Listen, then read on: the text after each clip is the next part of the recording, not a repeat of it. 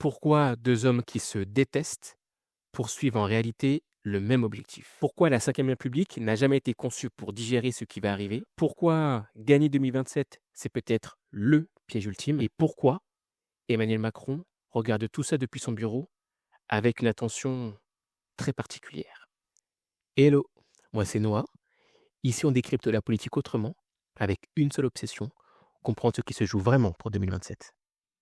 Bardella, Mélenchon, deux noms qui s'imposent dans chaque débat politique depuis 2 ans.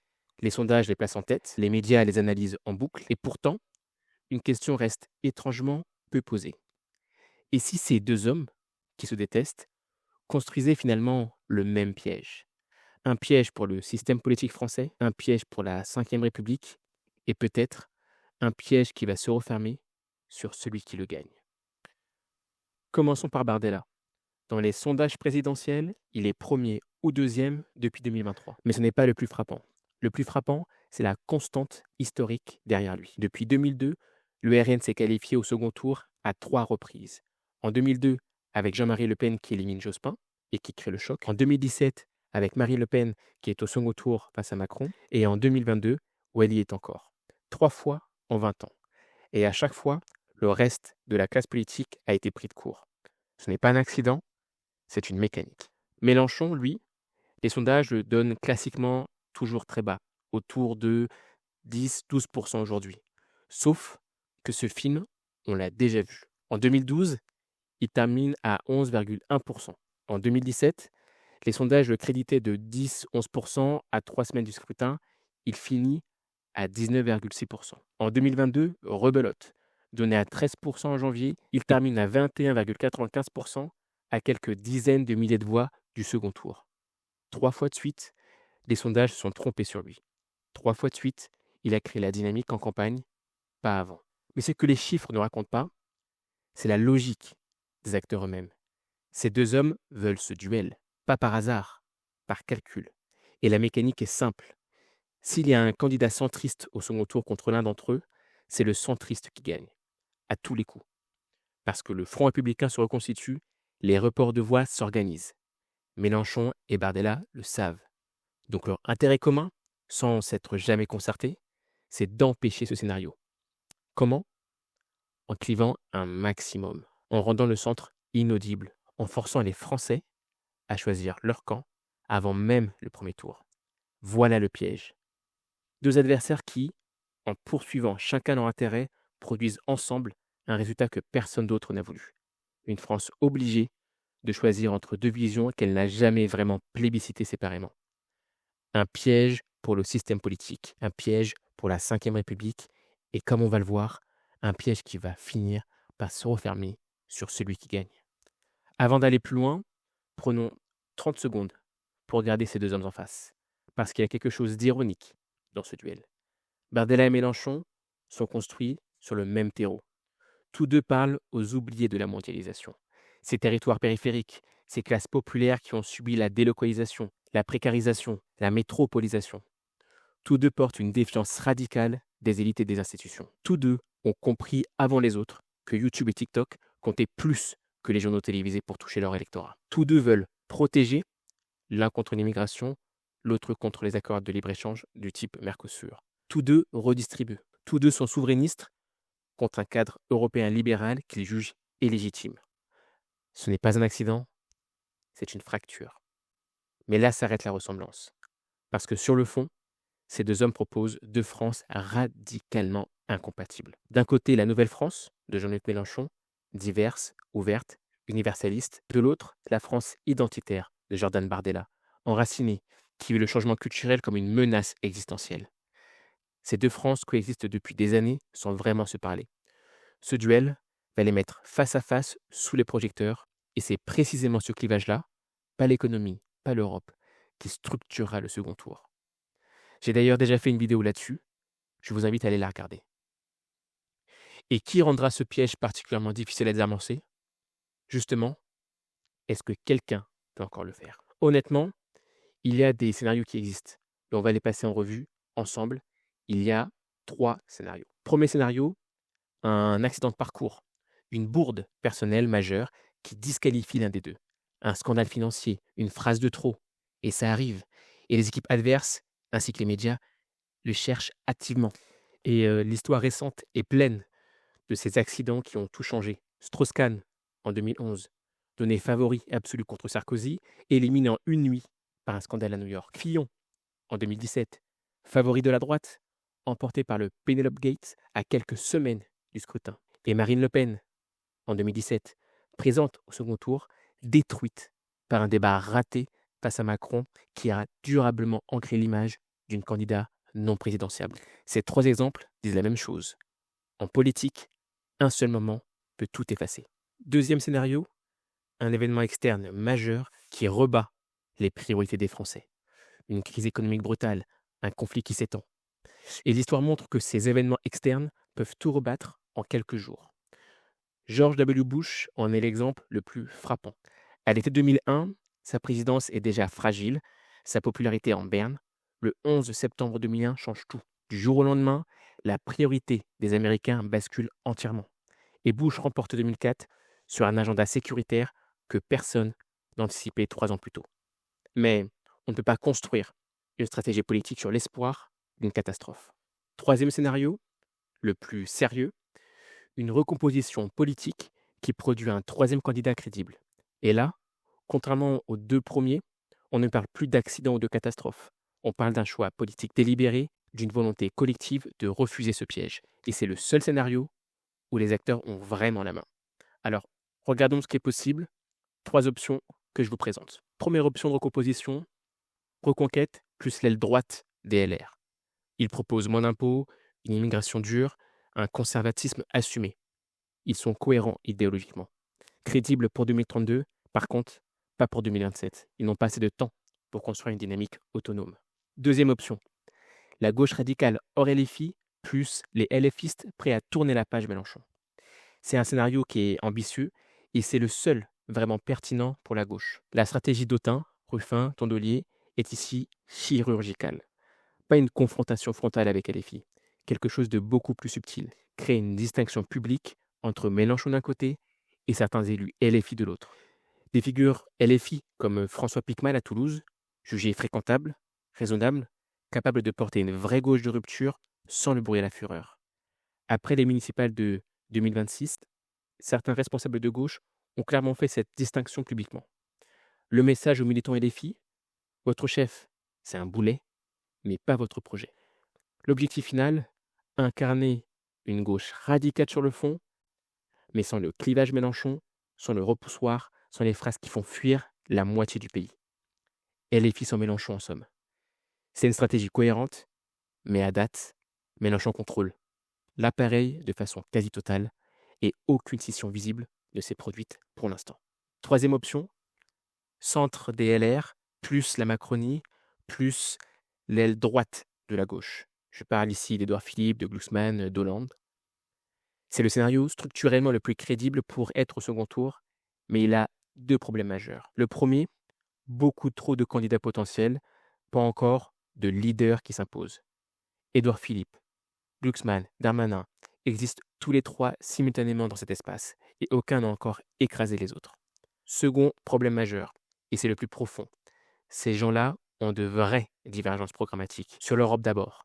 Édouard Philippe est nettement plus souverainiste que Glucksmann, qui est l'un des rares responsables politiques français ouvertement et profondément pro-européen. Sur l'économie ensuite, Édouard Philippe assume une ligne libérale, réduction de la dépense publique, alors que Glucksmann et Hollande restent attachés à une logique social-démocrate. Et enfin, sur l'immigration, Édouard Philippe a durci sa position de façon significative depuis ces dernières années, ce qui le met en tension directe avec l'aile gauche de ce rassemblement potentiel. Un organigramme ne fait pas une candidature, et un programme troué ne fait pas une victoire. Aucun de ces 3 scénarios n'a aujourd'hui le candidat, la dynamique, ni le temps nécessaire. Le piège est fermé. Alors la question qui s'impose, et que tout le monde se pose, c'est est-ce que c'est vraiment si grave? La réponse courte, moins qu'on ne le dit, mais pas pour les raisons qu'on croit. Premier point, les marchés. Le discours ambiant, c'est si l'un de ces 2 hommes, Bardella, Mélenchon gagne, les marchés s'effondrent, les taux explosent, la France devient ingouvernable. Sauf que les 2 candidats ont anticipé ce problème depuis bien longtemps. Mélenchon a été invité à des cercles d'entrepreneurs où il a présenté son programme. Bardella a multiplié les signaux de respectabilité économique, notamment dans des conférences patronales.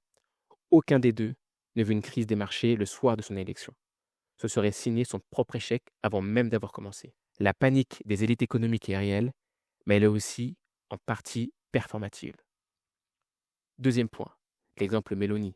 En 2022, Giorgia Meloni arrive au pouvoir en Italie avec un programme qui terrorisait Bruxelles.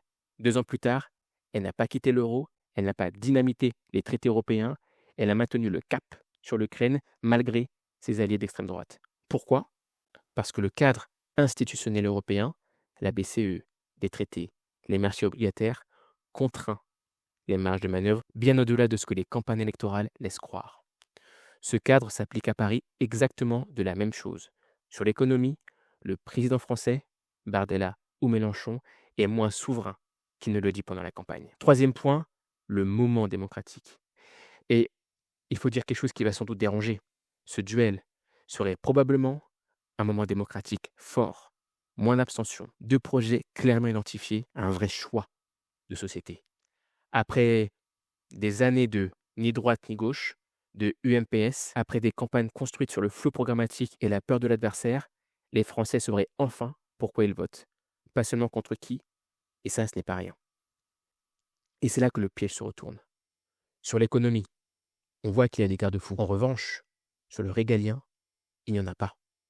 L'armée, la diplomatie, la nomination des préfets, le ton des discours présidentiels, c'est là que le président est quasi souverain. Un président peut faire bouger la France sur l'identité, sur sa posture internationale, sur le climat moral du pays, sans toucher à une seule ligne budgétaire. Et c'est ça, la vraie zone de risque. Et c'est là qu'on touche quelque chose de beaucoup plus profond. La Ve République a été conçue pour produire un président de consensus, un homme ou une femme capable de gouverner au-delà de son camp. De Gaulle, Mitterrand, Chirac, même dans les alternances les plus brutales, ils incarnaient une certaine idée de la France que la majorité de la société pouvait accepter, même à contre-cœur. Alors que Mélenchon ou Bardella, élu en 2027, sans majorité à l'Assemblée, face à une Europe hostile, face à des marchés nerveux, face à une société fracturée sur l'identité, c'est un régime face à une contradiction structurelle qu'il n'a jamais été conçu pour gérer. Pas la France va mal, quelque chose de beaucoup plus précis. Les institutions vont craquer. La Ve République a tenu 65 ans en produisant des présidents que le système pouvait digérer. En 2027, ça pourrait être la première fois où le système ne peut plus digérer ce que les urnes produisent. Le piège ne se referme pas seulement sur les candidats, il se referme sur les institutions elles-mêmes. Mais prenons un peu de recul, parce qu'il y a une dernière couche de ce piège, la plus profonde et la moins discutée. Ce duel entre Bardella et Mélenchon, s'il a lieu, il ne crée pas la fracture identitaire française, il l'accélère. Ces deux France qu'on évoquait tout à l'heure, la nouvelle France et la France identitaire, elles coexistent depuis des années sans vraiment se parler. Au second tour, Mélenchon-Bardella, c'est cette fracture mise sous projecteur pendant 2 semaines. Chaque débat, chaque discours, chaque affiche viendra creuser un peu plus le fossé. Et le soir du second tour, quelle que soit l'issue, la moitié du pays vivra sa défaite comme une blessure profonde, pas comme une alternance normale, mais comme une réelle défaite existentielle. Certains historiens et sociologues commencent à utiliser une expression pour décrire ce processus. On parle de guerre civile profonde. Pas des armes, pas de violence organisée, mais une société qui cesse progressivement de se reconnaître dans un destin commun. Un pays qui coexiste sans vraiment vivre ensemble. Ce président-là, quel qu'il soit, Bardella ou Mélenchon, en sera tenu responsable. Pas parce qu'il l'aura voulu, parce qu'il sera là. Et c'est exactement là que le piège se retourne. Parce que pense à ce que signifie concrètement gagner 2027. Tu arrives à l'Élysée sans majorité à l'Assemblée. Chaque réforme sera bloquée, négociée, amputée. L'Europe te regarde avec méfiance. Les marchés testent ta résistance. Et tu gouvernes un pays coupé en deux où l'autre moitié attend que tu trébuches. Au bout de 5 ans, tu rends le bilan. Et ce bilan, dans ce contexte, sera forcément décevant. Pas parce que tu auras forcément mal gouverné, mais parce que le contexte rend la victoire ingouvernable et que tu ne pourras pas tenir les promesses que tu avais faites pendant la présidentielle. Maintenant, pense à ce que signifie perdre 2027 à 49,5%. Tu sors du second tour comme le représentant de la moitié de la France qui n'a pas eu ce qu'elle voulait. Tu passes 5 ans à documenter chaque échec du président en place, chaque promesse non tenue, chaque blocage institutionnel. Et en 2032, tu reviens avec un discours simple et imparable.